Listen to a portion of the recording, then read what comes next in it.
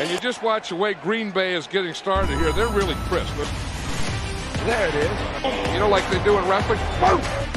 There it is. Boom! Right there. That's a wham block. There it is. Throw me the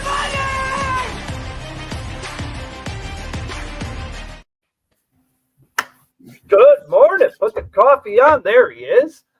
Time to wake and rake and win together. All my rowdy friends are coming over this morning. We got Cricket here. We got the genius, David Genis. Yep, there it is. How y'all doing this morning, man? Good to see you. My buddy just texted me. I just saw something crazy. He said that I guess Texas A&M's firing Jimbo Fisher. What? I think that's what he said. Jimbo Fisher out, and A&M have to lay him $76 million. $76 million buyout. Because I remember that was $90 million last year when they were talking about doing it. What was it like? He signed 10 years, $95 million or something like that? So, yeah, he just texted me that. Yeah, said Jimbo Fisher out, and they got to pay him $76 million. I'd do it. Wow. I think he's garbage. Yeah. I know they won big yesterday, but they're supposed to. We had on PSR, we had a football player on. I don't remember who. He said Jimbo Fisher came to his high school to recruit a kid, and he landed a helicopter on the football field. You know right away that guy's kind of a douchebag. That's what I'm saying, man. Come on, you think Nick Saban's landing a helicopter? He'd have drove up in a Taurus or something, and then got the player. Nick Saban don't go to them. He makes them walk to him. That's true. That's true. Nick ain't got to go on recruiting visits. You got to be somebody for Nick to come to your house. Yep. If I can do this. All right.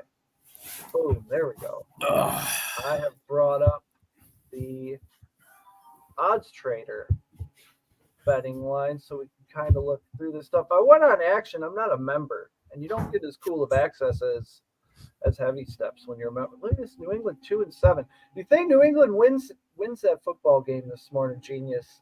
I kind of do. I think they rally for Bill. I don't think they do. I don't trust the Patriots right now. Maybe if this was in New England, it would be a different story. But this is in Old England or, close there. So over there in Europe. So I don't trust them. I'm going with the Colts, who are still in contention and, seeing what they can do with their, now that they got JT and. Yeah. Colts 5-4 now, surging a little bit with their running back returning. New England is just not getting it done. 86.9 rushing yards per game on a Bill Belichick football team. That won't do, man. Ramondre Stevenson was not a great draft pick where he was going. He was like an early second round pick, David, or third? I want to say I think he was an early second round. Yeah, he was too early. Well, I don't think they're using him right, man. I think they're breaking Ramondre up there, and I think they could use him a lot different. I think if you put that guy on I think if you put Ramondre Stevenson on the Chiefs, come on now. I think you could work that guy. They don't know how to use a running back up there. They know how to use a running back by committee, and that's all he's ever done. One, pound it out. This is the number one running back for New England during the Bill Belichick era. You can't do it. All of them were by committee. The Rex Burkheads and the Damian Harrises and all that for year. I mean, you're right, man. I don't ever remember a solidified running back up there. No, you could never trust one. And even if you get a Corey Dillon or a LeGarrette Blount, it's for one season or 10 games. And you can never predict it. You can never possibly predict it. Yeah, I think this morning, man, I didn't know how to go on this game, man. I just kind of stayed away from it. I told y'all I bet first touchdown score, anytime touchdown score. Beyond that, man, I just couldn't figure this one out. The line didn't do anything crazy for me right here. And I can't really trust either one of these teams, to be honest. I know the Colts look a lot better. I think they're going to get better with Jonathan Taylor obviously getting back acclimated to that offense. Looks a lot better now than he did the first couple of weeks. Obviously, he had to get back in the flow of that thing there. But I just still can't trust. I mean, it wouldn't surprise me for either one of these teams to blow the doors off. It really wouldn't. It wouldn't surprise me this game to end into 7 too. So it's just like, I don't know, man. I just decided to pick a little something so I had some skin in the game. But beyond that, I can't figure this one out. Is it time to just bench Zach Moss? His usefulness is over now that JT is pretty much back at full strength. I think so. Yeah. I think Zach. I mean, it was a good little ride while we had it, man. We got to enjoy Zach Moss for a few weeks there, but I think that ship has sailed unless for some reason, Jonathan Taylor, God forbid injury or anything like that. But it's the NFL, it happens. But unless something like that happens, man, I don't see Zach Moss having a whole lot of value unless he breaks an 80-yard run or something. He's not going to get as many carries to get the volume and stuff like that. So he's going to have to break a long run to really give you anything, I feel like. Yeah, it's been real, Zach Moss. You did a great job. Sort of like baseball season in the summer. You did a great job getting us through, but now it's time for the actual football. Right. Ravens bringing Cleveland into town. This is going to be an ugly one. Look at this. 4-3-1 against the spread. Cleveland only. I thought they were better than that. They fight. Look at these defenses, though. Listen, I already wrote a letter to the commissioner. There's going to be something unprecedented happening this week in the NFL. Both of these teams are going to lose. That's what I wrote to the commissioner. That was my request. That's fair. That's First fair. and second in total yards, 234 and 262 in the entire game. Neither team allowing even 175 yards passing per game. The sacks surprised me. Just 3.5, 4 per game. Yeah, that's the other thing they're going to do. They're actually not having any offense play this game. It's just defense versus defense. That's fair. Throwing it out there. Got your middle linebacker running quarterback. Yeah. I like it. Yeah. Yeah, but it's going to be – these AFC North games are always like I've told y'all before, man, I feel like I'm going back to the 70s or something, watching these games, old school, hard-hitting, smash-mouth football. But I think the Ravens handle business. I think they're playing the best football of anybody in the NFL right now. We remember, these two teams have already played once this year. They played in Cleveland back week 2 or 3, and the Ravens put it on them, 27-3. And Cleveland's looked really good at home in all other games but that one. And I just like what the Ravens are doing, man. But they had DTR in that game. Unfortunately, I still think it comes down to that quarterback matchup. I think it's Lamar versus Deshaun, and Deshaun has not looked particularly impressive until last week, and it's just not enough to push him over Lamar. At home, it's Lamar and the Ravens. I almost vomited saying that. I was gonna say, yeah, that's the thing. If you got to pick between the quarterbacks, man, which one are you gonna take? I don't think anybody's got an argument on that one.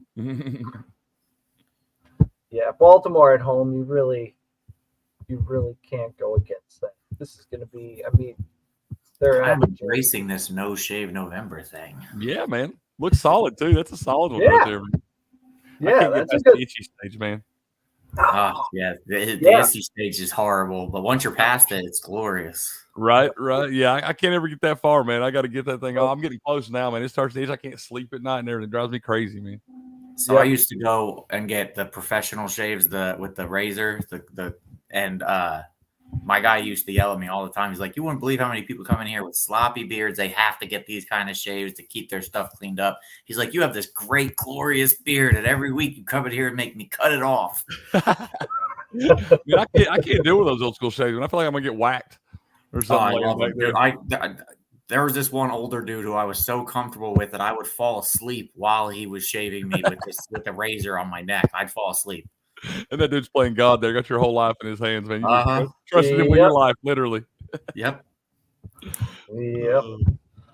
Yeah, I think you think Baltimore covers the 6.5? I do. Yep. I'm on the same page, man. Like I said, that maybe they were my top bet last week, and I think I might have to ride with them again. I like the Ravens. I just think they're playing the best football of anybody right now. And this team could be sitting there with only one loss. That one of those losses, they let the Colts come all the way back and get that thing. And kudos to the Colts and Gardner Minshew and all that. But the Ravens are playing as good a football as anybody right now. Until I see otherwise, I can't change my tune on that. I'm never gonna say those words. That's fair though, man. You got different skin in the game. I understand. I wouldn't make you say that, man.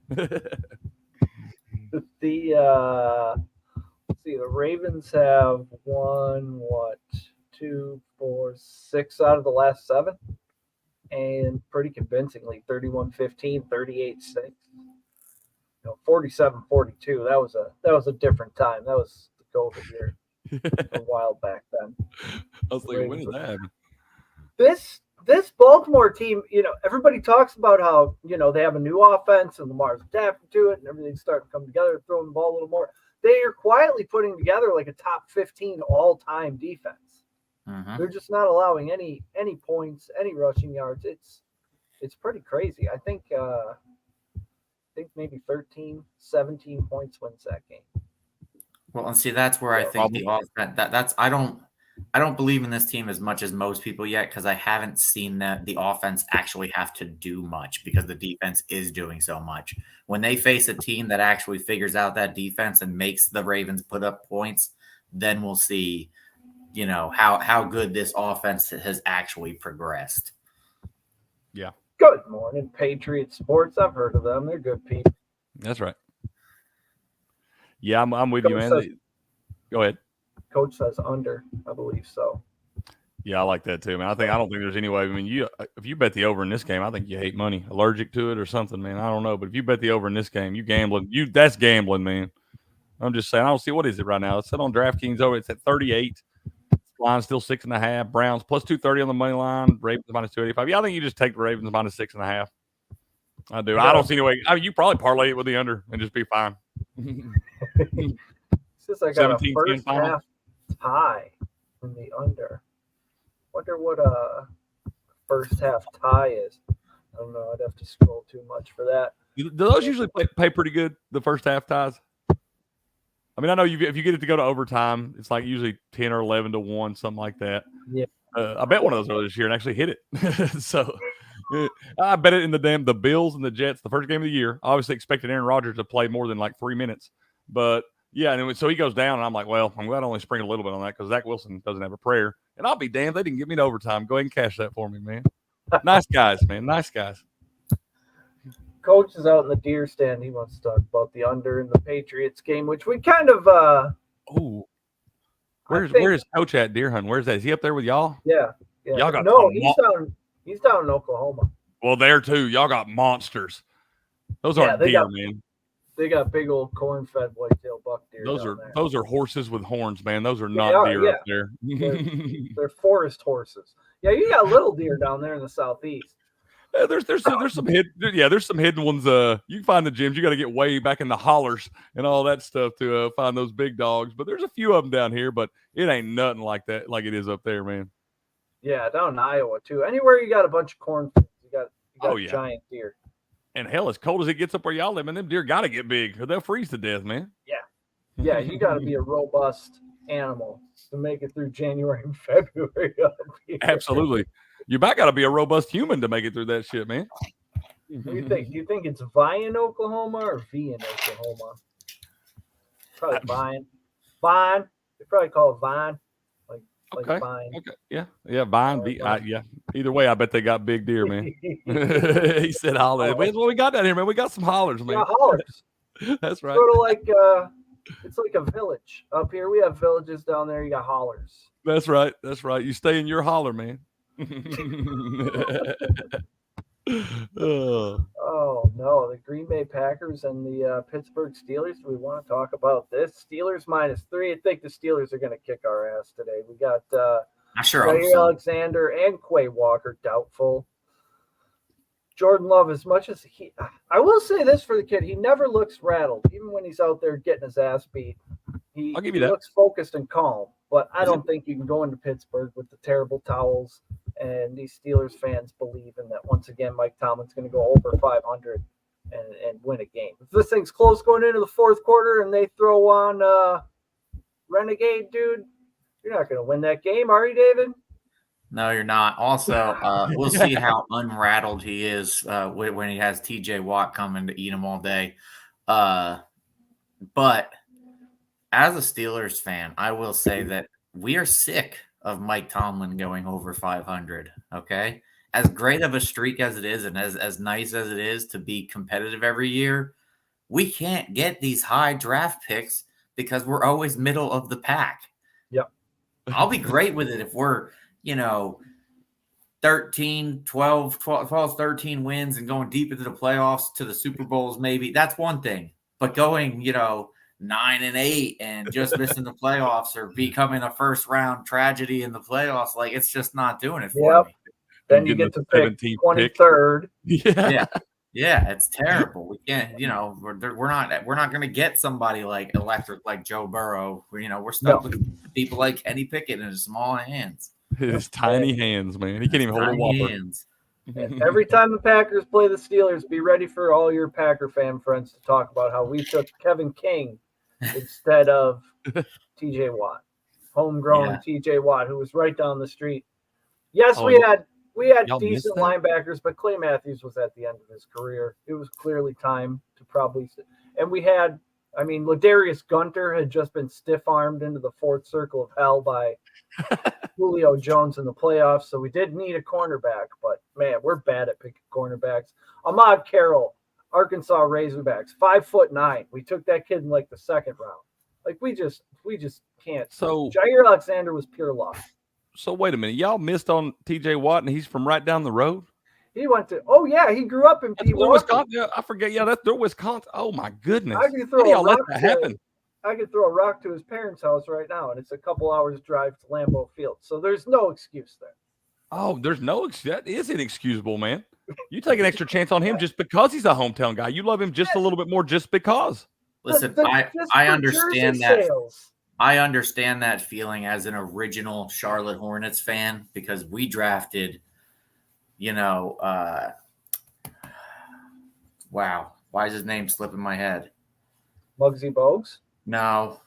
Grandmama? No, the Laker, the best, in my opinion, the best basketball player of all time. Oh, LaMelo Ball. No, Kobe. Yeah, we drafted Kobe and traded him before he played. We traded him before he played a single freaking down or a single game for us, a single minute. Don't forget that. Yeah, that's as bad as the Falcons trading Brett Favre for almost nothing. I think we gave him a first-round pick actually for Favre, but that didn't mean a whole lot back then. No, not back then. Not for a Hall of Famer. Yeah, no. That as far as I'm concerned, that was the biggest draft mistake anybody ever made, trading away Kobe before he played a single minute for you. Yeah. Chris is on the Ravens under and the Patriots under. I think that's a great move. Yeah, a lot of these games over there, we were talking about it before the show. They don't pass as much, so they're rushing more. The minutes are going to go. The clock's running all the time. Although I don't know, the Patriots are slinging it up here. They're down into the red zone now, so we're down there pretty steadily. Y'all, my homie Will, we all know Will, man. That's my guy. But he made a pretty good take there. He said take all the over on Mac Jones passing props. May sound foolish, but Mac Jones apparently does really well against zone defenses. That's what he's going to get a lot of looks at today. And Will thinks Mac Jones going to have a big game.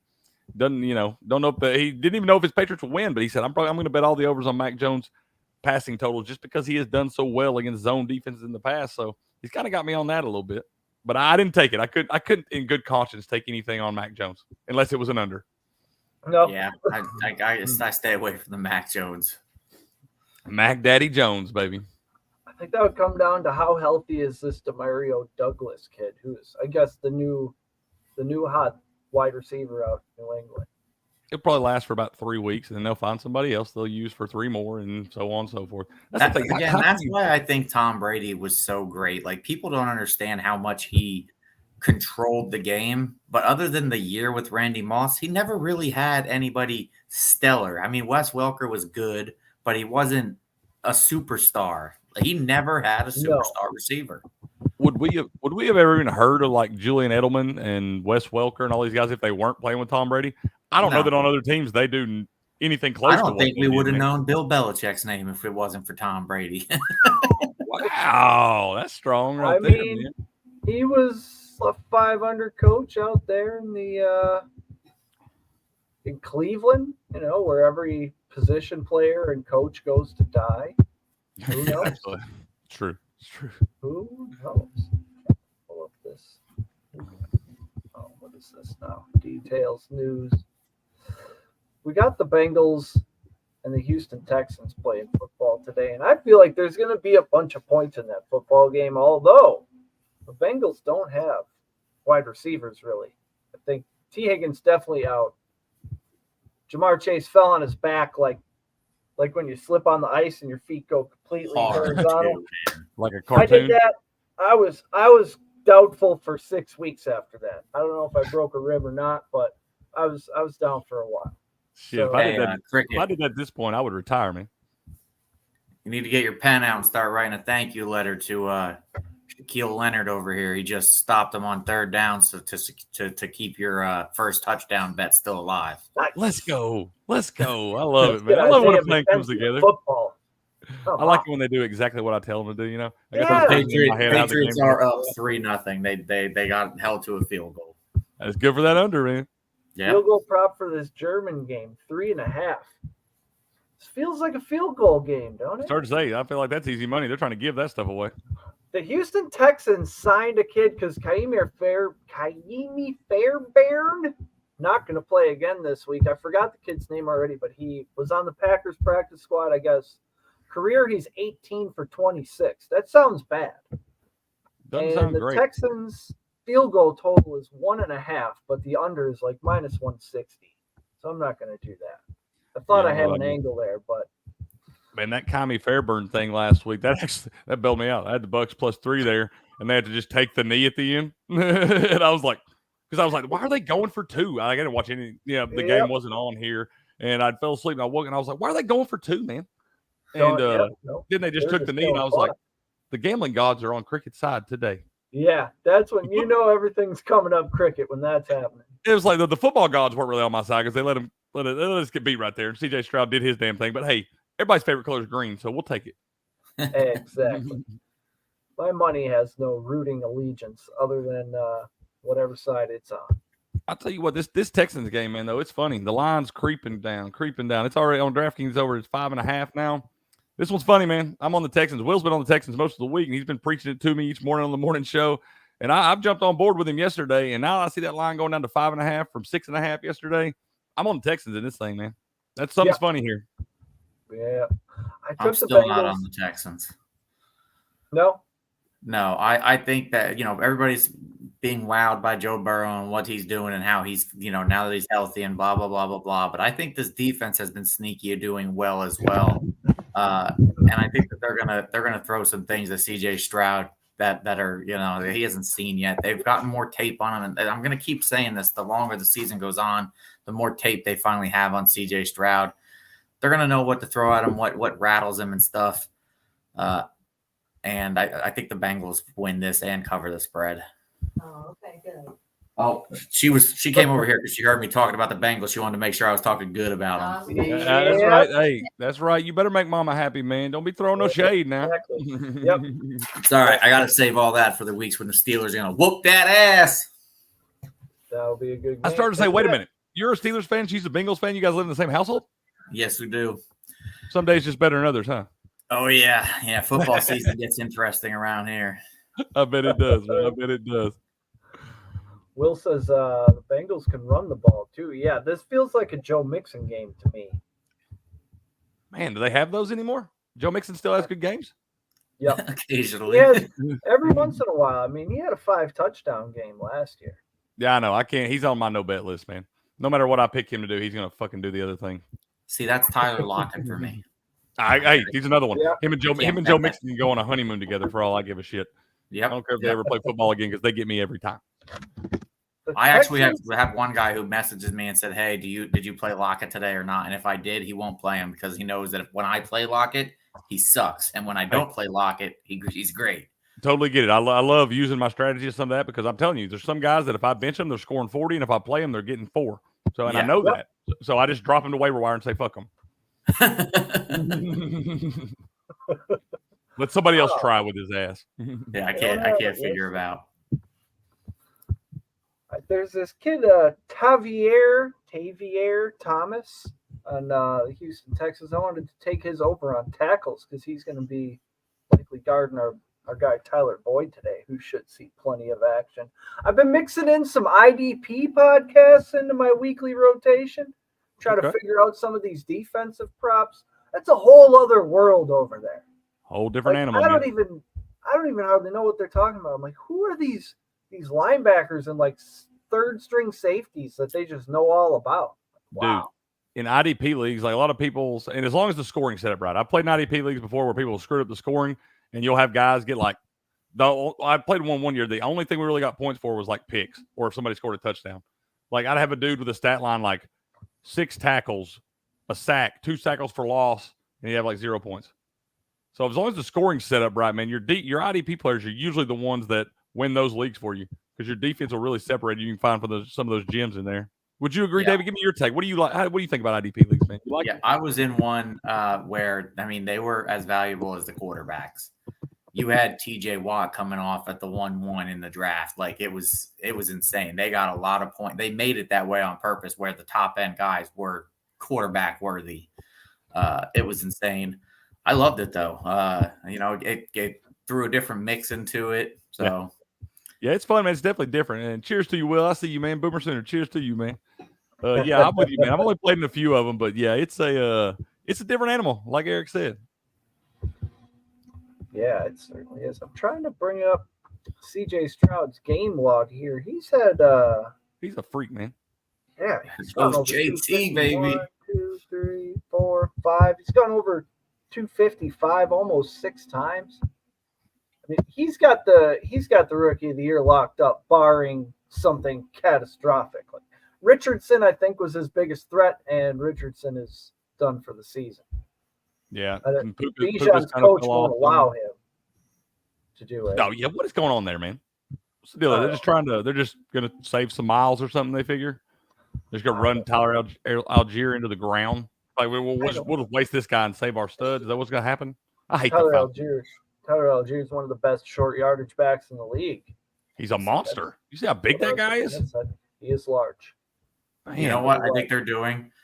I think that they're still trying to be competitive right now because they're in, but they don't want to ruin their stars. So they're trying to stay competitive, and they're keeping a close eye on Kyler Murray and what's going to happen there. Because if Kyler Murray doesn't perform well but still impresses enough to have any trade value, and the Falcons finish this year as a playoff team or a middle of the pack team, I could see them trading for Kyler Murray, throwing Kyler Murray in there with all those electric players. And the Falcons then win the division next year, hands down. That's a great take, man. I ain't never heard that one, man. I think Kyler Murray in that offense would look pretty good. Well, I don't know. Arthur Smith's running the show, so that idiot will probably find a way to screw it up. But I was going to ask y'all, do you think – I mean, I think this, but I think Taylor Heineke gives him a better shot than Desmond Ritter. I do. So I said this before. I don't believe he does. They put him in because Desmond Ritter isn't performing. They didn't put him in because he's been Heineke's looked better in camp. Right. Heineke couldn't win this job on a neutral environment from Ritter. They're just trying to switch it up and do something different because of all the turnovers for Ritter. Yeah, and sometimes you got to do that, man. Heineke doing it better. Yeah, and Taylor Heineke's been another one of those guys that's like hit or miss, man. He'll find lightning in a bottle every now and then, have a big time game, throw for 350 and 3 touchdowns. And he'll come out the next week and throw for 95 and 2 picks. Yep. And so I don't know. I think the Cardinals are gonna win that game today, man. I really do. The Cardinals. Who are they playing? Falcons. I took the Cardinals. Arizona. Yeah, I took the Cardinals. I think they are, man. They're going to win them a couple more, man. I think this might be one of them. I got a couple upset picks today, too. I'm waiting for us to get to them games. That up, baby. I'm going to put together a parlay of both teams scoring 20 points. That's always in the game props. Both teams scored over 19.5. Atlanta, Arizona feels like one of those. See NFL, but that's plus odds too. Need to get my fantasy pool over here and put us a lineup together, man. See if we can't win one of these things today, man. I'll tell y'all what, man. Daily fantasy is my bugaboo. I can't figure it out, bro. I can't. That's why I play like $4 or $5. I don't invest much into it. I don't, because I'm not gonna win. It's like I might have like $10 lineups in, and I'm gonna get 6 back. Like I'm never netting any profit. Ever. My very first one that I did this year, it was just a small one, $1, and scaled down to how many players that actually participated, blah blah blah, and I like tripled my money or something. And then ever since then, it's just been a cesspool of stealing my money. Bro, I'm the worst about, and these things are always decided by fractions of a point, and I'll be in the money the whole time, the whole game, the whole day, whatever, and then the last 2 minutes of some game. I'll get somebody will do something that nobody else picked, and they'll bought me like you still see my circle like partially in the money, which means I'm like 3 spots out of it. $0. Nice try, Cricket. Fuck you. Or what on the 10-11 yard line is a perfect spot for an Isaiah McKenzie gadget play. That's fair too. That's fair too, man. Hey, I love it. I can't remember who the other tight end was last week. I know So I put Hawkinson in on my DFS, but I had 2 other ones in. Both of them ended up going off for 2 touchdowns. I had taken them out and put in Hawkinson instead. So I'm just watching. I know Komet was one of them, and I'm just like, no, stop it. Stop getting touchdowns. No, I took him out of my lineup. Yeah, I hate that. I get to, man, I wish I could go back and look at like the first lineups. I'll change it 3 or 4 times. And I just wish I could see the first one again after I've taken them out, because I know it was the winner. I know I'm always just changing myself out of these winners. I know it. Yeah. Oh, dude. Yeah. I feel great about it. And then 5 minutes before kickoff. Oh, is he in? Is that your boy Pittman? Yeah, that's Pittman. Oh, they're saying he's down at the 1. Oh my God, I'm gonna run. I'm not putting a bet in today, but that's the way it's gonna start. I'm gonna turn it. Sorry, I gotta go, y'all, man. Bye. No. Fuck football day. Like a touchdown to me. I can't believe they didn't rule that a touchdown. No, that looks like a touchdown. It don't look like his knees are down before he crosses. They're saying no, 3rd and goal. Okay, this is a jet sweep to Isaiah McKenzie situation. That's what you got. They tried a push, and they didn't get it. Yeah. Good. I don't want you to score, you motherfuckers. Kick the field goal. I want every tush push to fail. I do too. I think it's hilarious how everybody else's does fail, and the Eagles are just. I mean, they've perfected it.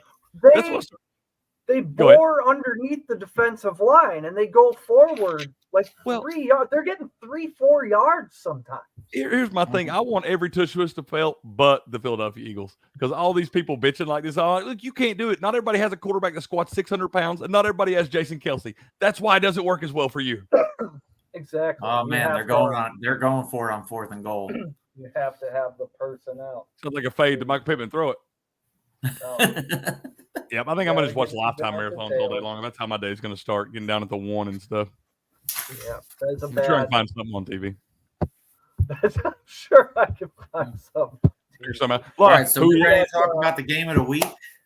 Yeah, to watch Saints Vikings. What game do you want to talk about? I want to talk about the Jags and Niners, man. I thought so. I thought you did. When you said you had an upset in mind, I thought you were talking about the Jags. Oh, this isn't the one.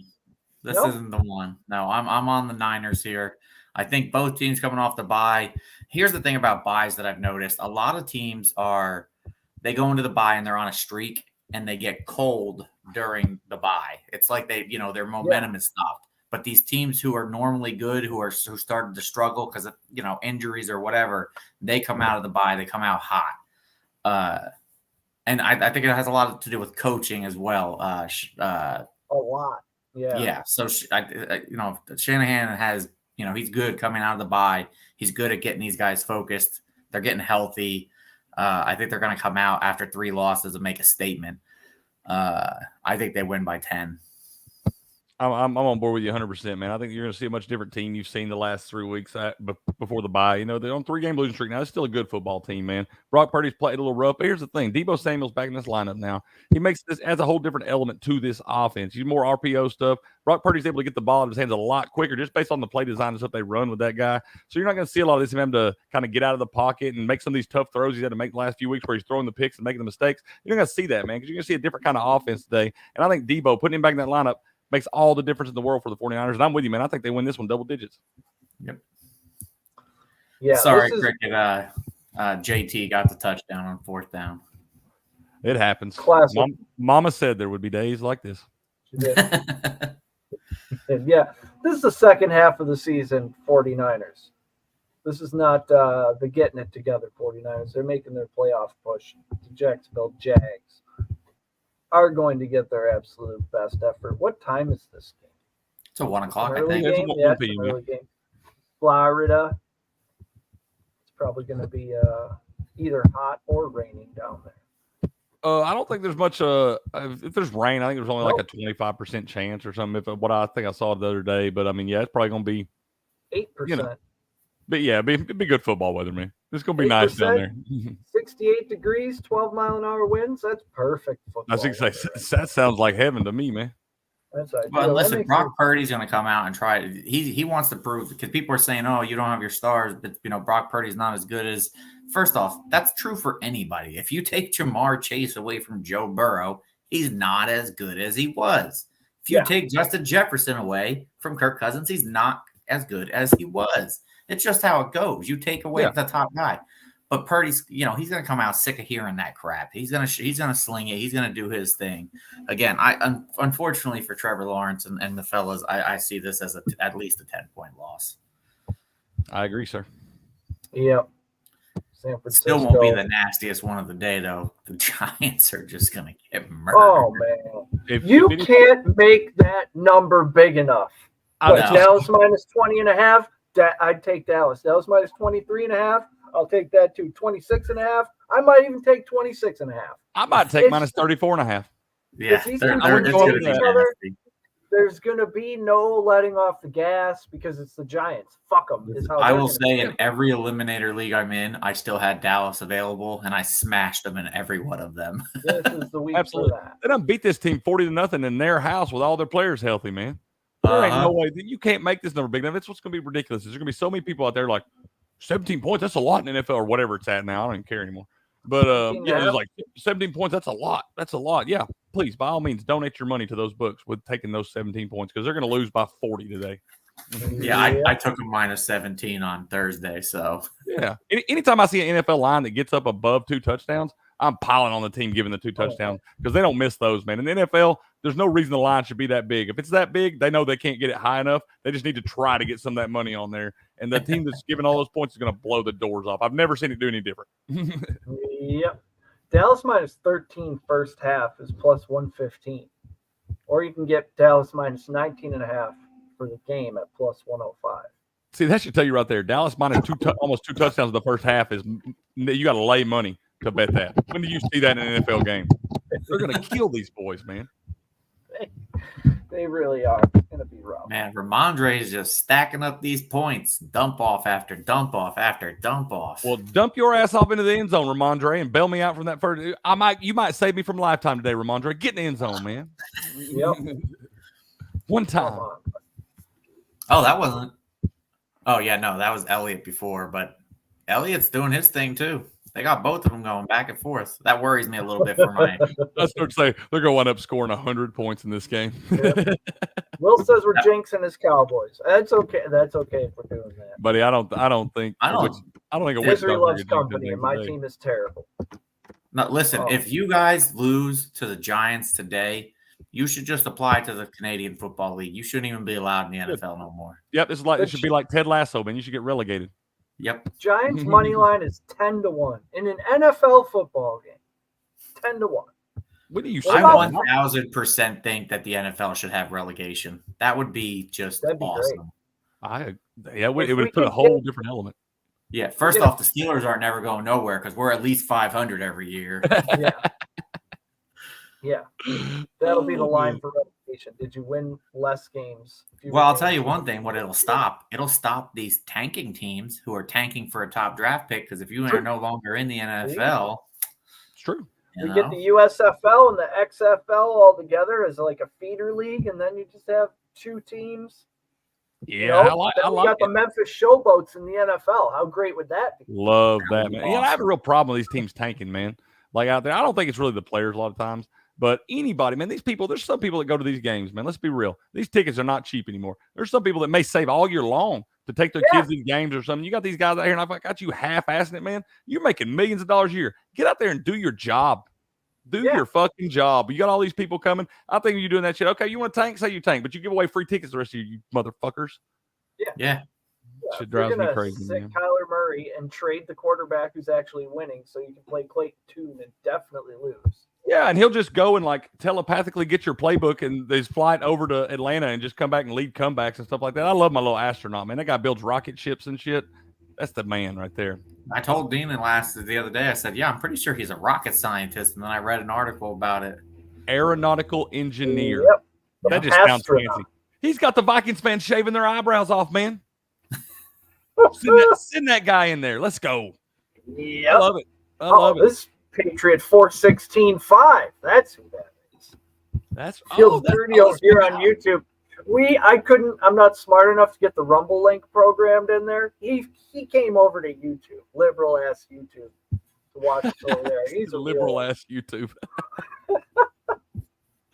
Oh man, that's good stuff. Good stuff. I didn't realize that was you, Patriot. Good to see you, man. Good morning. Oh man. Giants first quarter plus 350. Like, what if they get the ball first? Maybe they could win the first quarter. No, bro. Have you seen how many? I think they scored 3 points in the first quarter all year long or something. Yeah.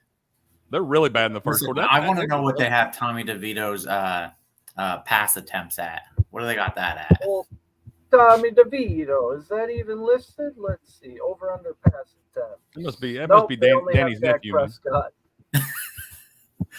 Because when they let him pass last time for like 3 times or something, when they had him come in, they just ran the ball. They looked like Michigan yesterday. Our quarterback went 7 of 8 on the entire game. He only threw the ball 8 times. And look what that's y'all build different though, man. That's build different. Y'all in a good spot. I was all over Michigan yesterday. I know it was a little closer than I expected, but I don't feel like it was ever in question. No, well, that's it. As close as it looked, by the final score, we were never in danger of losing the game. Never really in danger of not covering.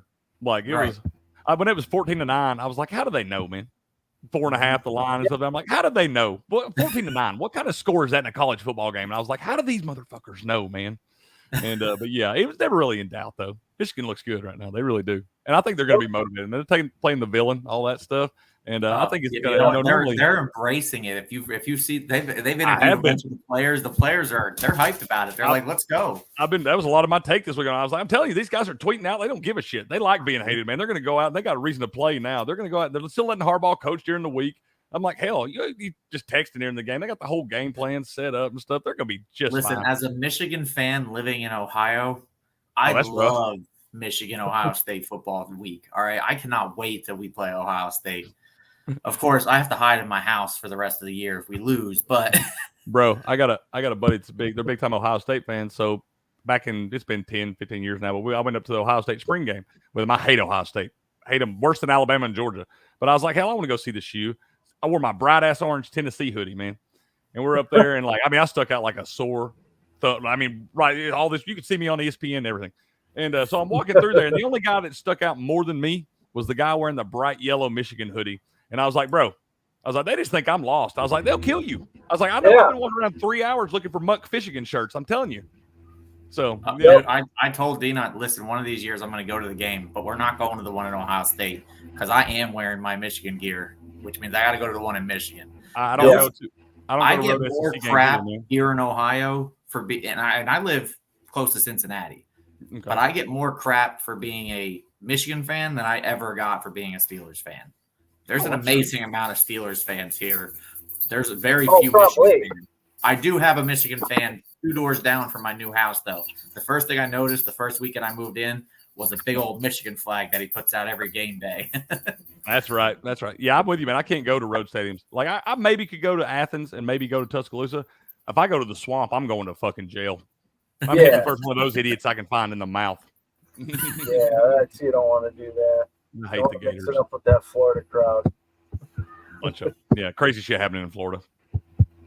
You know what I love about these European games is how much the crowd gets into it. Like they're showing these guys with their painted faces and everything. Yeah, their big ass beards and shit. Stuff. Yeah, these guys love the NFL. How long do you think it is before we have a team over there permanently? Well, the Jaguars should have moved 3 years ago, and they would have 3 Super Bowl rings. True. I don't know what they're waiting on. They're starting to float the idea of an international Super Bowl. I don't know if America would ever be on board. No, that would be terrible. Don't do that. You lose all kinds of money on that. Maybe we could start our relegation league over there. I'm down. Yeah. I'm down. You can't win here. You'll send your ass over the big pond. Bye. You'll play in that fake Super Bowl. Exactly. I'll be right back, boys. I got to get a refill. You do that. I'm going to figure out how to share this screen. Share screen. How about that one? Oh, look at this. Look how technically savvy I am. Titans, Bucks. I think this is a sneaky high-scoring game. Well, yeah, I mean the Bucks just let the Texans look like Super Bowl champs against them. Their defense is not looking very good, and Levis is definitely throwing. That dude is a gunslinger. He's chucking it. Mm-hmm. I love it. He's making the Titans watchable. Yeah, I mean it was He had me worried in that Steelers game, and I had the Steelers in my eliminator that week against the Titans. So he had me nervous the whole game. Nobody he went virtually undrafted. I don't think even in super flex leagues he was drafted very highly or at all. No, well, in super flex leagues, I saw him drafted in some, and obviously in every dynasty league I'm in, he was drafted. Although he was drafted higher in the dynasty leagues because, he came into the season injured or whatever. So, and that's when most of your other drafts are going on. Your dynasty drafts, we're drafting right after the NFL draft. Yeah. So people still took him pretty high. I'm glad I did. I stashed him in a couple of leagues. So. Yeah, and he was like when he was throwing in gym shorts and at the combine and stuff, he looked like an NFL quarterback to me. Yeah, I've been fooled before by the Jay Cutlers of the world. I'm no quarterback evaluator. He's back. Jay Cutlers. The worst part about that is he really was the best Chicago quarterback for a while. So think about how bad that is. That's what I'm saying. That's terrible. They've still never had a quarterback throw for 4,000. When they took Justin Fields, I was like, listen, you're getting two curses, and maybe they cancel each other out. Ohio State curse. That's how that works. And Chicago curse, because the Bears ruin quarterbacks. OSU quarterbacks flop when they get to the NFL. Like, that's two curses. Now, CJ Stroud is starting to prove me wrong. The only thing I got to say about that is I've seen okay seasons and good seasons by Ohio State quarterbacks, but it's one season. Let's see this, build, and we'll see what happens. I think this year, just like I said at the beginning of the year, it's just that they're surprising people. Nobody knows what's going to come, new coordinator, new coach, new everything. They're surprising people. My guess is CJ Stroud isn't as good as he actually looks this year. Okay. Unfortunately, he will win Rookie of the Year, though. He's like the other day, Will got a ticket on him, a month or so ago at like 10-1. The other day, he was minus 1,000. That's higher than DeMar Hamlin's chances of winning Comeback Player of the Year. DeMar Hamlin Comeback Player of the Year is down to like minus 110. Well, because he's played what? Not a down. I don't think he played yet. I respect the whole deal. He was active for one game. Yeah, that's what I'm saying. I respect the whole deal, and I think it's an awesome story and all that. I'm pulling for that guy. But you got to get on the field to get an award. I don't care. Yeah. You can't just show up and stand in your hoodie, and they're going to give you an award for people that actually played the game. That's just disrespectful, and it takes the integrity away, man. All these other guys that are out here, other guys had tough seasons too, man. I know they didn't have his unfortunate incident with him. They didn't have that, but a lot of these guys have stuff they have to battle back from and fight through and everything. So you can't take away from that by just handing the guy the trophy. So I'm glad to see that thing went down because I thought for sure they were just going to hand it to him. Let's check that out, actually. Comeback Player of the Year, we got DeMar Hamlin, minus 110. Tua plus 275. Lamar plus 350. Brees Hall, 10-1. I kind of like that. I don't hate that. If Brees Hall could really put together a few huge games, wouldn't be completely out of the realm. I bet DeMar Hamlin's odds on that. I bet they're probably the shortest odds, I guess. I mean, you had to lay the most money to ever win a season-long award. He's like minus 550 to start the year. Something like that. I saw minus 700. Okay, I was excited. Then it was higher. The highest I saw it go was minus 550. But just think about that. You've never probably seen any other NFL award preseason where they had somebody as that big a favorite. No. And the next time they do it, I'm going to make sure and bet against that guy too because it's clearly not going to work out. Yeah. I don't see John Mechie on this list at all. I kind of wish he would have gotten some playing time. He'd be a shoe-in otherwise. I mean, come back from cancer. You can't really do much better from that. That's what I'm saying. You won the game of life, bro. Exactly. He's 25-1. Yeah. He's not getting on the field. And like you say, that's what you got to do. Too many studs. Very happy these guys are suiting up, but you do have to play. I agree. Win awards, that's all. I agree. That's what I'm saying. Is DeMar Hamlin even putting shoulder pads on? I don't know. I usually see the guy in a hoodie. Yeah. Hard to win any football awards except in flag if you're only wearing a hoodie. I know he was active for one game. I think he had his pads on for one game. I don't know if he got in, though. I think it was that game after, maybe Tre'Davious White got injured. And then, they just had to fill some spots in that secondary in case whatever. But, yeah, I haven't seen him be on the field because we would have heard about that. That would have been a big deal. If he gets out there and plays anything, they would have definitely emphasized that to us. And I haven't seen Yeah, like I said, I couldn't even remember. I thought he might have been active for one, but every game I've seen him, he's doing. I had a hoodie on, sitting on the thing over there talking to some chick trainer or something. I thought that I suspected this Titans Bucks game would have a lot of points, but both teams have played to the under in 4 of their last 5. Yeah, be careful when you're over here. I don't think you're going to see a lot of points in that one. No. I pictured them chucking it on 2 bad pass defenses. 2.5. Is this where we take the 2.5 rather than lay the 2.5 because they want us to lay the 2.5? I think it looks like a scary spot. It looks like a scary spot, man. I'm telling you, this is stuck in my mind since Andrew came on with us a few weeks ago, and he's like, "We're supposed to fade the 2.5s." That week, I had a couple minus 2.5s, and they both shit the bed. And ever since then, I've been all over the plus 2.5s. And I'm telling you, there's some truth to that. I don't know what it is, and I don't know why, but the 2.5 teams that are given 2.5, I've watched them lose 80% of the time since he told me that. Well, don't tell me that because I took the Bucks and I took the Lions, and they're both at 2.5. I'm just saying, because that's what I thought when he said that to me. I was like, well, damn, I got 2 minus 2.5 today, and I'll be damned if they didn't both lose. And I was like, so since then, I've been on the dogs a little bit. It's just, I don't know what it is, man, but it's something weird. I think now I'm going to have to watch out for that. I'm going to have to look and see if my 2.5s lose this week. I think the books, especially when they're at home like this, because you're like, okay, I got it under a field goal. They're going to cover this field goal right here at home. And everybody expects to do. They get a bunch of money piling on that minus 2.5. And then, oh, sure as shit, the plus 2.5 went straight up. I'm just tired of watching that movie. So I'm going to get on the good side of it. That's how they build these big fancy websites. Yeah, they certainly didn't build them off winners. No. What else we got? We got Atlanta, Arizona. Kind of touched on that a little bit. Kyler Murray back. Is he going to run? I don't think he's going to run at all. Is he for sure playing? Yeah. I'm kind of excited to see that. That'll actually give me something to watch in that game because I want to see what he looks like when he comes back. But what do they really have to gain by bringing him back right now? You know?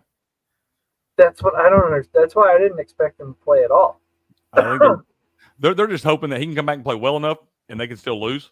That way they still get that high pick and they'll just draft Caleb Williams or Drake May and then trade him and try to get some board. And they hope they're just trying to showcase him. I think that's the only thing I can think of. I can't understand why you would bring that guy back if you planned on him being your quarterback in the future. Listen, so there's multiple reasons to do it. All right. So first off, they want to see what he's going to look like in this system. Is he their quarterback? Because they have him right now on a nice contract. They're paying him.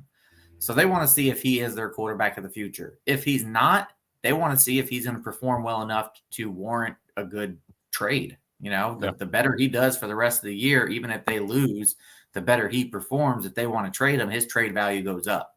The risk being, obviously, that he performs badly and his trade stock plummets. That would be the negative to that.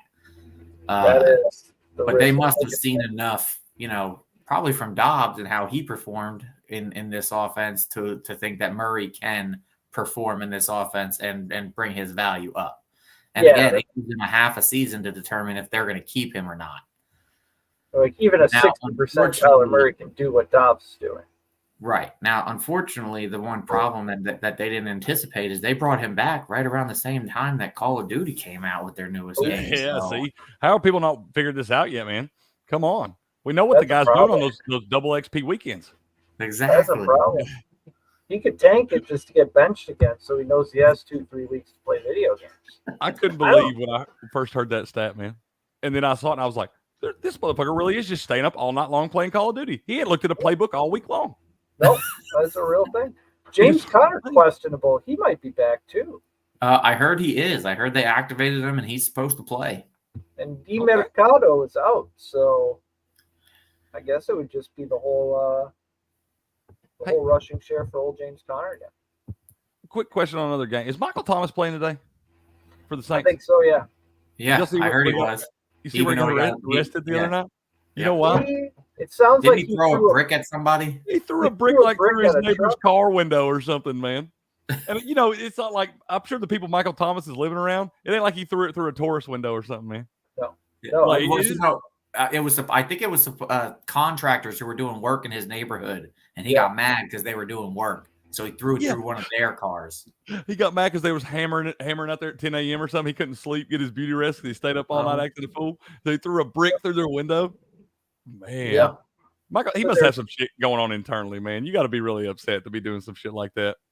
I think this probably had been brewing for a while. Maybe the project has gone over budget, taken way too long. He said they were bringing their friends up there to like see his house and take pictures of him. And y'all been building that. Snap. You've been building that gazebo for 6 months. Get it together. He would never survive around here. They've been working on 275 in Cincinnati the entire time I've lived here. That's fair. So yeah, I don't think they're ever going to stop, man. As soon as they get something fixed, they just start some new ones. Yeah, literally every time I go down there, you got to plan an extra 15 minutes because somewhere along the route they're doing construction on that highway. Yeah, perpetually at all times. They're probably doing construction in February. Yeah, I thought we had a lot in Wisconsin until I drove to Ohio. And that is wild down there. Yeah, y'all are like that. The link between the South and the North. Everybody's got to go right through y'all, man. Yeah, they're gonna keep that shit flowing. Yeah, everything freezes and thaws, I don't even see Kyler on the injury report. So yeah, he's gonna be in there then. Yeah, no, he's fully activated, fully healthy, and they're starting him. Interesting. What week was it last year? You tore that ACL? When it was kind of late. When it like 12 or late in the season? Yeah. It was exactly 11 months ago. They said from the day that he's coming back this week. Okay, so yeah, it would have been like week 14. So it was December 12th. Okay. So yeah, this day and age you can recover from that in that amount of time. Hell, I got Aaron Rodgers out there like 6 weeks after a torn Achilles. He's just throwing it 55 yards like nobody's business. I think they sent that man to Planet Nike to get him some extra medical attention, man. Something. I'm pretty sure they put him in a tube and grew that Achilles, like grew him in an extra Achilles or something. When they go to Germany for these football games, they get all kinds of questionable blood work done, I think. Yeah. Chargers getting 3 at quote-unquote home against Detroit. I think Detroit, this feels like another one. Detroit just won by 10. See, this is one that I struggled with. I mean, I took Detroit minus the 2.5, although now your 2.5 stat has me a little worried. But that ain't mine. That's Andrew's. I got to give him credit for that. I was looking at it, and besides the Lions beating the Chiefs at the beginning of the season, they haven't beaten anybody. They really hadn't. And that has me a little worried. It kind of nobody's really been talking about it because they've been performing so well, but their competition has been garbage so far. And the Chargers caliber teams they lose to. Out of the team, they're starting to pick up. Their offenses look great for 2 weeks in a row now. I don't know. This one has me a little worried. That's what I'm saying. I think I've been on the lines all week long, and I'm hearing everybody else is too. I'm like, okay, I got to swap this side, man. I got to go the other way. If he gets to 2.5, you bet your sweet ass I'm betting the Chargers. Well, the graphic he just had up said 2.5. Yeah. Bet the kid college fund on it. Chargers money line. Like you said, though, man, the playoff caliber teams that the Detroit Lions have played, another good football team like Dan Campbell, like all those guys up there. But the playoff caliber teams they played, they've got, I mean, look at the Ravens game. And then you got the Seahawks. They got beat at home by the Seahawks. Now, I know it was a close game, overtime, yada, yada. But that Ravens game, they didn't never have a chance. First time I checked the score, that one was 28-0. Well, listen, and the Ravens are proving just how much better the AFC is than the NFC right now. Yep. The AFC, they brought 2 playoff caliber NFC teams over, and the Ravens sent them home crying. Bad. So, yeah, they could have left at halftime, got home early. Yep. I'm with you, man. Go ahead. Dolphins have similar problems. Yeah. Until they get, an actual good team. Well, and I was listening to somebody else earlier in the week. That doesn't mean they're a bad team. That's what good teams do. Good teams beat the teams they're supposed to, and they struggle against the other good teams, or they perform and whether they win or lose. That's what good teams do. You beat the teams you're supposed to, and you can you compete against the ones you can't. Like they just barely beat the Chiefs. That was a great game. I'm not saying the Lions are bad. I'm just saying they're not quite as good as everybody says they are. And the Chargers might put up more of a fight than expected today. Yeah, I'm with you on that. And you talk about the Dolphins being kind of the same way, man. The way you beat the Dolphins, you get a physical secondary. You hit them boys in the mouth, and you go up there and you play smash mouth football. But you look at it, the teams that have beat them, you should the Bills, the Eagles, and now the Chiefs. They've all done the same. It's kind of the Bills kind of laid that blueprint out. We're going to hit you in the mouth. We're not going to let you get behind us. We'll give you that short shit all day long, but you're not going to get behind us with your speed and all that stuff. And the Dolphins, when they play big-time teams like that, physical teams, they don't look good, man. Yeah, that's what tells me they're just not built for winter football. Yeah, they're good, not great. Yeah, right. Will we get some winter football in Seattle with the Seahawks? Laid 6 against the Commanders. Our guy Boye Mafe, a sack in 6 straight games. Now he's got the most sacked quarterback in the league, Sam Howell, coming to town. He should get 2 today. Ooh, what's the odds on that? One was minus 105, which is the first time it's been under even money. I didn't realize he had it 6 in a row, but I think I was on that. The first you told me this, I guess about 5-6 weeks ago, but he was like plus 175. And I was like, yeah, I'll jump on that with you. And he just easy, like cashed it quick. And I was like, man, I didn't realize he'd had 6 in a row. Yeah, he's been doing great, and this is definitely a team he can get a sack on. Oh, this is, however, one of my upsets. I have the Commanders winning this straight up. I'm kind of with you, David. Plus 400. Might do that. 2 is plus 400. I kind of like that. But yeah, I'm kind of with you, Dave. This one feels funny. It kind of does. The Commanders have been a scrappy bunch. Everybody thought they was kind of punting on the season, trading away their best 2 pass rushers, all that stuff. Look like they were selling house. And they go up to New England and win for the first time since 1996. It's like, come on, man. So, yeah, they're not quitting. They did it the same way they've been doing everything all year. Their defense still didn't do anything. They traded them, and everybody's like, oh, no, they traded their 2 best players. Their defense was garbage with those 2 best players. Like, it's all about their offense right now. Mm-hmm. And their offense is impressing me. I mean, Sam Howell is slinging it. Now, he's still making, some mistakes. He's a young player, etc. He holds the ball a little too long. He's the reason he gets sacked so many times. That offensive line is just getting better and better, starting to protect him a little bit more. If he could, limit the turnovers, I'd say, Sam Howell's not bad. He's their future at quarterback. And I don't think if you're a Commanders fan, I don't think you should be all that upset about it, man. Like I said, still a young guy. He's going to get that figured out, getting the ball out quicker and all that stuff. And there's times he's running for his life, and they're both seem to be doing better. The offensive line is improving, and then he is also starting to get the ball out a little quicker. That guy's a player. You can have a lot worse quarterbacks than Sam Howell on your team, I promise you. You look at the Seahawks on the other side, they have an abysmal red zone offense and have had all year long. For whatever reason, they can drive it up and down the field. They get inside that 20-yard line. They're going to struggle right there. Gino's not been throwing the ball near as accurately as he did last year. I'm glad Gino got paid and all that stuff. He should have. But he's not playing as well this year as he did last year. That's just facts. And so I think the Seahawks, I'm kind of with you on the Commanders. I don't know if I'm going to get bold and go money line with you, but I'm definitely taking that 6, man.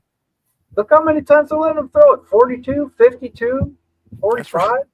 They don't let him spin that pill. He's getting all kinds of experience there. And Sam Howell, in the quarterback metrics, more and more looks like a dude. Like he gets sacked just about the most, but he's got all these hero throws that the metrics nerds love. He scrambles a lot, deep throw percentage. Where is he at? Throw percentage. He's top 10-ish anyway. Oh, I didn't set the parameters correctly. Take too long. I'm not going to bore people with the specifics. So my thing with Geno Smith, and this might be a little biased, I can't even remember who they were facing at the time, but the game where he got hit going out of bounds, it was a clean hit. There was nothing, and he got hurt a little bit and limped out right before the half, and came back in the next play and went after that player at like he was. It just seemed very not quarterback and more thug to me. And ever since then, I just say. Like, listen, if it was a dirty hit, I get it. Pickett last year, and I love that toughness about Pickett. Pickett got up after a dirty hit and went, by himself. I mean, his lineman came with him afterwards, but he went over and was like talking shit to the guy. Like, that was a dirty hit. Got it right in his face. Yeah. But Geno Smith did it, and it wasn't a dirty hit. It was a clean football play. Yeah. And he got up and got in somebody's face. And I was just like, nah, that's just too, I don't like that. And since then, since then he's looked bad since that game. And it might be because of that injury. Maybe he's a little bit more hurt than, he's putting out.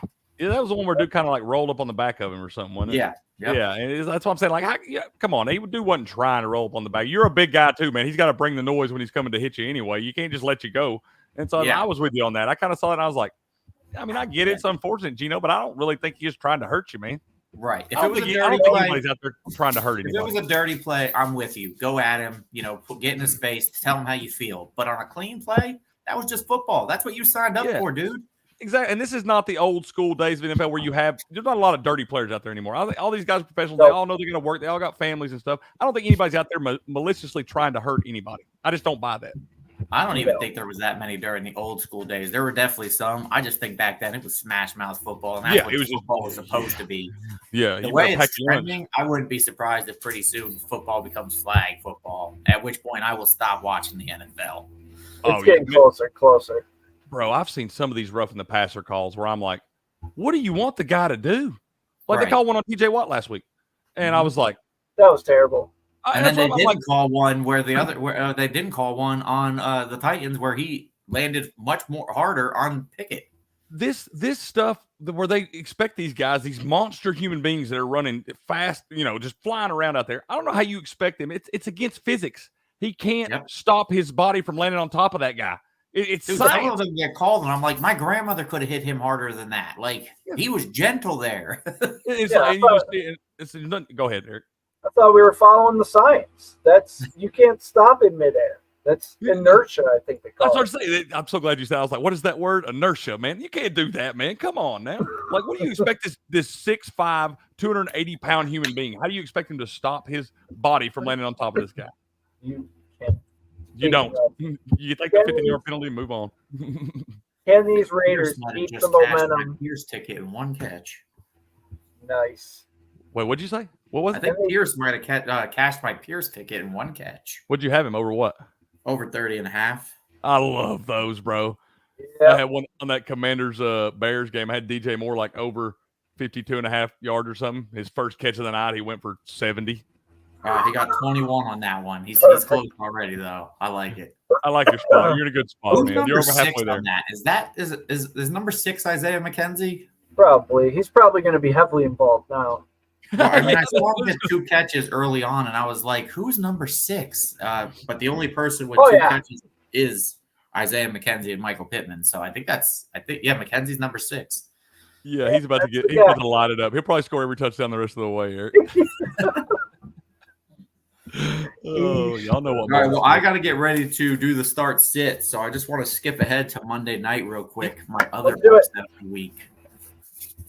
I have the Broncos beating the Bills as well. Straight up. Whoa. Okay, I'm with you on the points right there. I think I'm taking the Broncos with the points because I think everybody else on the Bills, but that's bold, man. Tell me why you feel so good about it.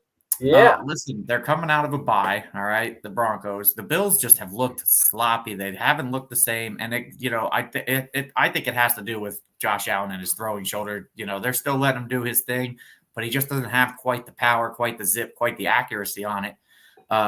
And they haven't seemed to understand yet. I'm honestly, that's my brother's team. I'm about to call him up and say, if you throw the ball to Gabe Davis, you win games. The games where he gets, I think it's 30 yards or something, they win. Get him involved. He had 0 targets, I think it was last week, or 1 target, no catches. Get the dude involved. It is good luck figuring out when to start him. Right. Yeah, Gabe Davis can go on that honeymoon with Tyler Lockett and Joe Mixon for all I give a shit. That guy's another one that I can't figure out. Yeah, and then the Broncos, they started realizing that they should run the ball. Javonte Williams is looking good. Take some pressure off Russ. Let Russ cook, but take some pressure off of him. Use that running game. You guys have a great running game. Coming off a bye, I think they're going to be sleeping on them. I like the Broncos to win it. I mean, I'm with you. Like I said, I think I'm taking the Broncos with the points. I don't know. I might sprinkle a little bit just to ride with you. I will say Kincaid is a beast. I love that dude. I've been waiting on that guy, man. I'm telling you, I saw Dawson Knox go down, and this guy. Sorry, Dawson, you better get a trade, man. You might get in there on 2 tight end sets. Now y'all run a lot of those, but as far as single tight end, you're gonna hang over there and watch, man. Yep, it's all about Kincaid now. Yeah. I tried trading him early in the season in Dynasty. I just want to thank everybody who rejected those trades. Absolutely, man. Absolutely. Those are the guys I was laying in the weeds for, trying to get back then. I'm like, everybody thinks they suck and stuff. I got to steal Jahmyr Gibbs in a Dynasty League, and everybody's like, I'm not saying he's going to win it for me this year, but I was in rebuild mode anyway. Yeah. Listen, I dropped – so in that guillotine league that I'm in, I dropped Tyler Lockett this week to pick up Kincaid because my only tight end, we only have 4 bench spots. Jalen Hurts is on a bye, DeAndre Swift on a bye, Cooper Kupp on a bye, and Travis Kelce on a bye. And I'm not carrying multiple tight ends on this kind of a format with only 4 bench spots. Yeah. But I needed one this week, so I dropped Lockett to bring in Kincaid. You maybe could. The only worry on my team this week is Jamar Chase I need him to play. Yeah. Because this league, the only thing I could do at that point, because it's daily waivers, so they process at 9:00.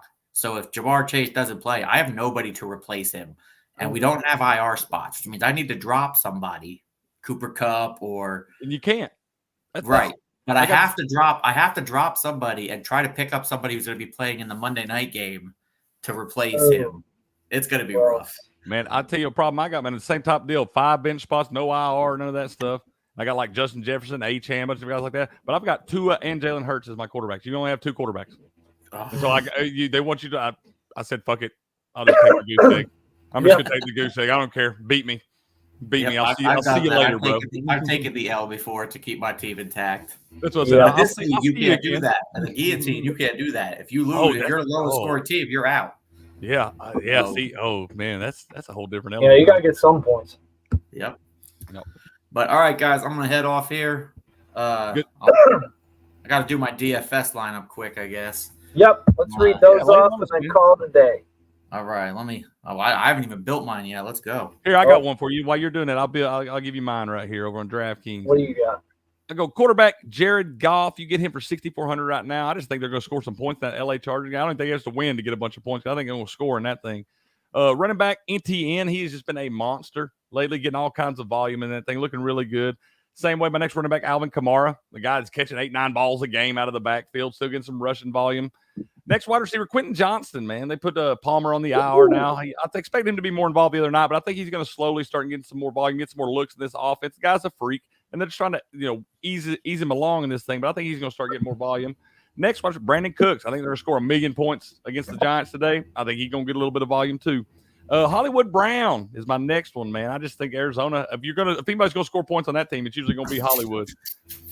Tight end Dalton Schultz, man. What about Dalton Schultz's resurgence? Yep. This guy, he had 10 catches for 130 yards last week, man. So he'll probably have 1 for 6 this week since I got him in my lineup. And then the flex, Debo. I think Debo's going to come back, get in that offense, get involved, look a lot better. And then the 49ers defense. I really think the 49ers are blowing the doors off in Jacksonville, David. That'll use the whole salary cap right there, man. We'll see what we can do in this thing. I like it. Yep, I used every dollar. I got Will Levis, quarterback, because you only live one time. That's and right. Alvin Kamara and Christian McCaffrey are running back. That's where most of my money is. Those are 2 great plays right there. And we got Jahan Dotson. Okay. You love him. So you love Jahan Dotson. And then we put Kyle Phillips with Will Levis. Tampa Bay, I think, gives up 3rd most fantasy points to slot wide receivers. Kyle Phillips, he had like 6 targets last week. Well, we'll watch out for Kyle Phillips today. That's sneaky, man. I bet he's only like 1% or something. That's a sneaky play right there, dude. I bet that's a good 1% one. Play, a sub 1%. Then Sam Laporta, he's arguably the greatest tight end on earth right now. And then Bijan Robinson, because it has to happen eventually. It's going to be this week. And the Packers defense, because I enjoy suffering. I understand. You're a masochist. I understand. Yeah. Bijan, they got to figure that out. I'm putting in my last guy now. It's getting Pickett and Pickens in there. But are you drinking one of those seltzer? Is that a seltzer water, man? Oh yeah, it's a coconut LaCroix. Bro, those LaCroix, that is such a crazy thing to me. I never even heard of those before being up around there. Y'all love that shit up there. That is a really popular thing up there, man. I like the carbonation, but I can't drink 9 sodas. So all right, I got it ready. I convinced myself that I like these. Those seltzer waters are like drinking dryer sheets, man. Yeah, kind of. Go ahead, David. Lay it on us, man. All right. I got Sam Howell at quarterback. I just think, like I said, the dude's been slinging it. I think they're going to let him do it again. And I matched him with Scary Terry. Okay. My running backs I went a little light on because I think they have a lot of potential, especially in their matchups. So I went with Jalen Warren and Keontae, whatever, Mitchell for the Ravens. Oh, yes. Big game went last week. 138 last week? Yeah. Yep. And I went for my wide receivers. I took Tank Dell because the dude is the man. I like it. And then I went with Amon-Ra and CeeDee Lamb, both studs with good matchups.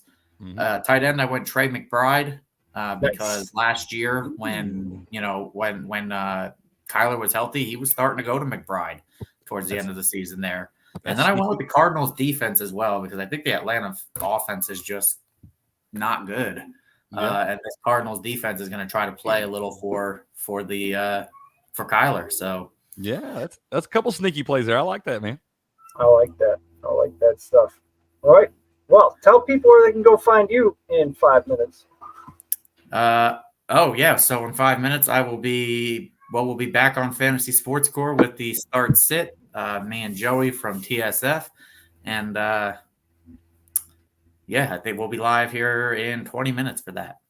Beautiful. Cricket, where can people find you on the internet? Man, you go find me on Twitter. I'm at Cricket1414, or you come check us out for the best value in sports handicap over at sportspicks.locals.com. We got the great Robert Barnes making the official picks. Guys, been crushing it lately, man. Y'all jump on board. Come check it out. Good community. You can interact, put your own videos, your own posts, your own picks. We'll interact back with you. But come check us out, man. Sportspicks.locals.com, where we turn the odds in your favor.